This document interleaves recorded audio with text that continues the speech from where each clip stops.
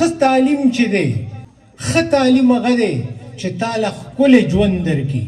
ما چېرته هم په اصولو باندې سمجوته نه ده کړې، ما چېرته هم کمپرومایز نه دی کړی، ما چېرته هم د پلار سفارش نه دی منلی، ما چېرته د مور او د رور او د ملګري او د خپل استاز او د خپل چیرمین سفارش نه دی منلی، ما د لیډر او د گورنر سفارش نه دی منلی. خو دا درته وایم چې یو ماشوم راغلی دی او هغه ته ما ویلي دي خانیم دقسې یم، که دا کار کولی شي نو وکړه او که نشي کولی نو ځان په زوره مه وجنه، کیدای شي په بل مضمون کې ستا دپاره ډېره اساني. ښه سبق د ښه ژوند دپاره دی او چې ستا ژوند پرې خرابېږي هغه سبق چرې مه وایه. خپل اپټیچیوډ وګوره. اپټیچیوډ څه ته وایي؟ تاسو خپل مشران چې وو، نیاګانې چې وې، نیکونه چې وو، هغې به ماشومانو ته وی بچې خپل ځان وپېژنه. دا ځان پیژندل چې دي دا دې ته نه وایي چې ستا نوم څه دی او ستا د پلار نوم څه دی او ستا کلی څه دی. دا ځان پیژندل دې ته وایي چې په تا کې کومه کیپیسټي ده، په تا کې کوم اهلیت دی. ته یو ښه سوداګرې، ته یو ښه ساینسدانې، ته یو ښه ادیبې، ته یو ښه ټکنیشنې. هغه څیز چې تا وپېژندو نو د دې مثال داسې دی چې لکه ته د اوبو په طرف روانې او چې ستا پیژنګلي خپلې نشته او د اوبو په مخالف اړخ باندې ته روانې نو تا ته به تکلیفي په اسانه به ترقي نه کوې. بل د ټولو نه اهم څیز چې دی په دنیا کې زراعتي انقلاب راغی، هغه مونږ خپل کو.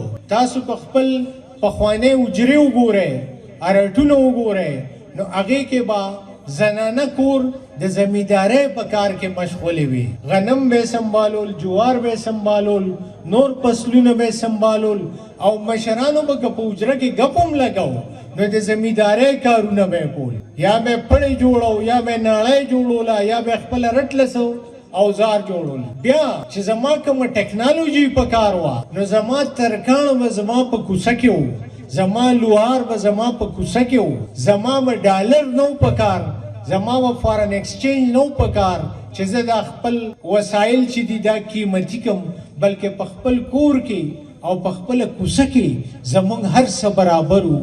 دا ځکه چې مونږه زراعتي انقلاب خپل کړی او په هغې کې مونږ خودکفیل وو، مونږه خانانو.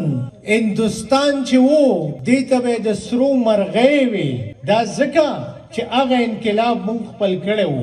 کله چې د ساینس او ټکنالوژۍ انقلاب راغی هغه مونږ خپل نه کو او مونږه پاتې رالو. که دغه انقلاب مونږ خپلو نو دا ماشومان به خپلو کې ملګري کېږي، خپل سوچ به شریکوي، خپل فکر به شریکوي او د هغې نه به پروډکشن کېږي او په دنیا به تاسو خرڅوئ او زر مبادله به پې ګټئ. هیولټ اینڈ پیکارډ دا دوه ماشومانو په سټینفورډ یونیورسټۍ په امریکا کې هغې یو بل سره کېناستو او شریک کار یې شروع کو او د هیولټ پیکارډ کمپني جوړه کړه. او تاسو نن په هنګو کې وګورئ په یو کمره کې نو یا به د هیولټ پیکارډ پرنټر پروتي، یا به لیپټاپ پروتي، یا به کیمره پرتی، سب پروډکټ به پروتي. هغه خپل اونر په جهان خرڅ کو. رولز یو عام انجینیر و په لندن کې او رایس چې و د مانچسټر په بیک سټریټ کې د پلګونو د بجلی د سامان وامان دکان و. خو چا به تې سودا نه کوله نو مازدیګر به یې په کوڅه کې چغې والې وایي که د چا د ګنډلو ماشینونه خراب وي چې زه یې ورله سم کړم. داسې حالت و. زما د دې خبرې نه مطلب دا دی چې زمونږ او ستاسو په شان خلک وو. څه آسماني خلک نه وو، معجزې ورسره نه وې، عام خلک وو. رولز او رایس یو ځای شو او هغې انجن جوړ کو، د کار انجن یې جوړ کو او د رول رایس کار چې دی دا په برطانیه کې، په یورپ کې، په امریکا کې د موسٹ پریسټیجیس کار یادېږي. د راکټ انجن یې جوړ کو چې په ټوله دنیا کې هغه راکټ انجن چلیږي. نو مونږ به دا همت کوو، مونږ به جهان ته ځان ښیو، هغې به مونږ په جهان کې خپل قدر او عزت پیدا کوو.